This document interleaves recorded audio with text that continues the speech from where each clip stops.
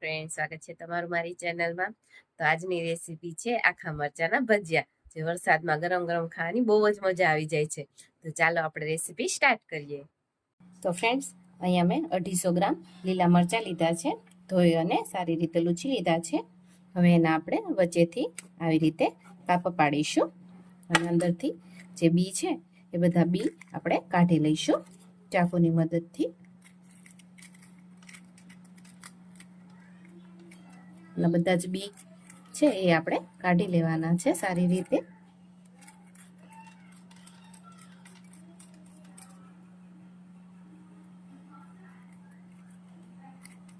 એટલે આપણો મસાલો સારી રીતે પ્રોપર અંદર જશે અને જે તીખાશ હશે એ તીખાશ દૂર થઈ જશે.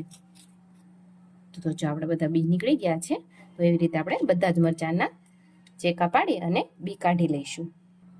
તો ફ્રેન્ડ્સ, અહીંયા મેં બધા જ મરચાંના બી કાઢી લીધા છે. તો હવે આપણે બેસન લેવાનો છે.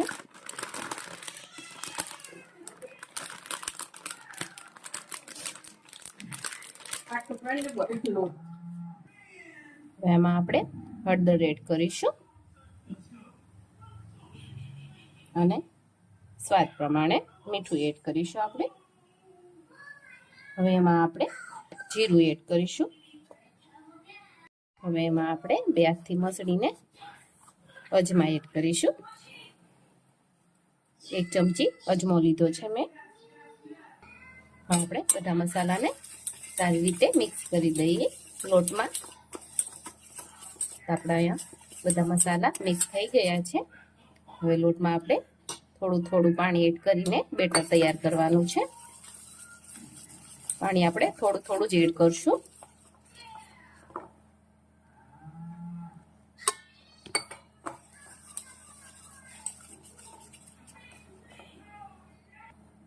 તો આપણું બેટર તૈયાર છે. હવે એને આપણે 1 મિનિટ એક જ ડાયરેક્શનમાં હલાવી લઈશું, એટલે આપણું બેટર એકદમ સરસ થઈ જાય. તો તમે જોઈ શકો છો આપણું બેટર એકદમ સરસ મિક્સ થઈ ગયું છે. તમે થિકનેસ જોઈ શકો છો. જો એટલું આપણે બેટર રાખવાનું છે. હવે બેટરને આપણે 15 થી 20 મિનિટ રેસ્ટ કરવા મૂકી દઈશું. ત્યાં સુધી આપણે મસાલો તૈયાર કરી લઈએ. હવે અહીં 1 વાટકી તીખા ગાંઠિયા લીધા છે. તમે ચવાણું પણ યુઝ કરી શકો છો. હવે એમાં આપણે 1 ચમચી સૂકા ધાણા એડ કરીશું. 1 ચમચી જીરું એડ કરીશું અને આ બધાને આપણે પ્રોપર ખાંડી લઈશું. તો અહીં આપણો મસાલો ખંડાઈ ગયો છે. એને હવે આપણે બાઉલમાં કાઢી લઈશું.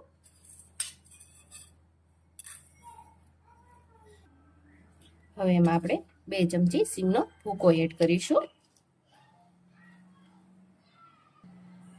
1 ચમચી લાલ મરચું એડ કરીશું. ચપટી હળદર એડ કરીશું. 1 ચમચી ધાણા જીરું પાવડર એડ કરીશું. થોડો ગરમ મસાલો એડ કરીશું. હવે એમાં આપણે 1 લીંબુ નીચોવી નાખશું. લીંબુથી સરસ એકદમ ટેસ્ટ આવશે. આપણે આમાં 1 આખું લીંબુ નીચોવાનું છે.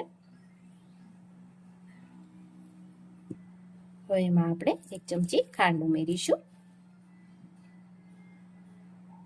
ચપટી હિંગ ઉમેરીશું. હવે એમાં આપણે તેલ ઉમેરીશું. હવે હાથની મદદથી આપણે બધા મસાલો મિક્સ કરી દઈશું.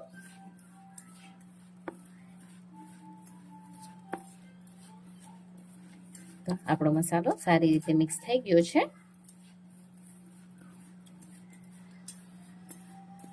તમારી પાસે તીખા ગાંઠિયા ના હોય તો તમે મોળા ગાંઠિયા પણ યુઝ કરી શકો છો. અને જો ગાંઠિયા પણ ન હોય તો ચણાનો લોટ લેવો હોય તો એને તમારે શેકી લેવાનો અને પછી યુઝ કરવાનો. તો જો તમે જોઈ શકો છો મુઠ્ઠી વળવા મળી છે આવી રીતે. એટલે આપણો સરસ મસાલો તૈયાર છે. તો હવે આપણે મરચાંમાં ભરી લઈએ. તો ફ્રેન્ડ્સ, અહીંયા મેં બધા જ મરચાંમાં બી કાઢી લીધા છે, તમે જોઈ શકો છો. તો હવે એમાં આપણે જે મસાલો તૈયાર કર્યો હતો એ મસાલો આપણે ભરીશું. આમાં પ્રોપર સારી રીતે મસાલો ભરી દઈશું. આમાં ગૂંઠાથી દબાવતું જવાનું છે અને મસાલો સારી રીતે ભરી દેવાનો છે. આવી રીતે બધા જ મરચાંમાં મસાલો ભરી દેવાનો છે. તો આવી જ રીતે આપણે બીજા મરચાંમાં મસાલો ભરી દઈએ. તો ફ્રેન્ડ્સ, અહીંયા મેં બધા જ મરચાં ભરી દીધા છે. હવે આપણે એને તળી લઈશું. તળવા માટે આપણે તેલ ગરમ કરવા મૂકીશું.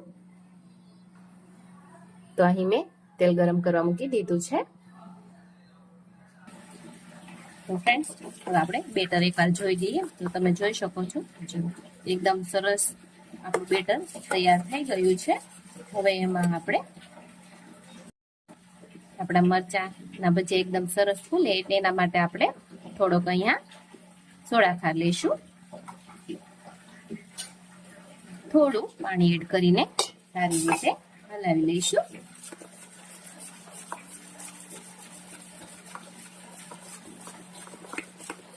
એકદમ આપણા બેટર સરસ બની જશે. હવે એમાં આપણે 1 ચમચી ગરમ તેલ ઉમેરીશું એટલે આપણા ભજીયા એકદમ ક્રન્ચી બનશે. બેટરને સારી રીતે હલાવી લઈશું.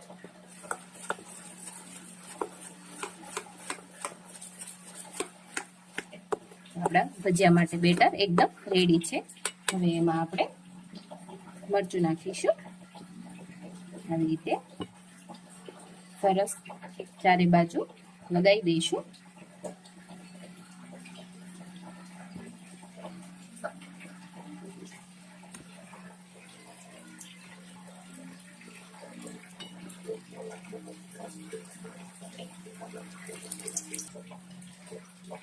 આવી જ રીતે આપણે બધા જ મરચાંના ભજીયા તળી લેવાના છે.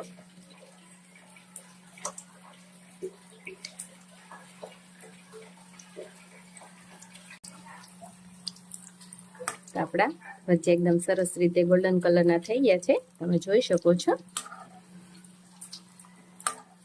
એકદમ પરફેક્ટ સરસ થઈ ગયા છે. હવે એને આપણે કાઢી લઈશું. તો ફ્રેન્ડ્સ, અહીંયા આપણા બધા જ મરચાંના ભજીયા તળાઈને રેડી થઈ ગયા છે. તો હવે આપણે એને સર્વિંગ ડીશમાં કાઢીશું.